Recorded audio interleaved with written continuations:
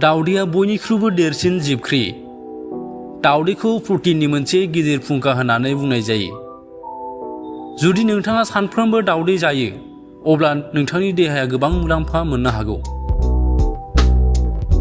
फुंनि जाग्रा आदाराव गोबां सुबुंफ्रानो दावदैखौ जानो मोजां मोनो। दावदैखौ बायदि रोखोमैबो संनानै जानो हायो। दावदैयाव vitamin A, vitamin D, vitamin E, riboflavin आरो फलेटजों लोगोसे सेलेनियाम, आयडिन, फस्फरास आरो जिंक बायदि गुनफोरजों बुंफबनाय, जाय देहाखौ गोबां जेंनाफोरनिफ्राय रैखा खालामो। दावदै जायोब्ला देहानि मोदोमनि जौगानाय आरो फाहामनायनि थाखाय गोनांथार जानाय प्रटिनखौ मोनफुंनो हायो।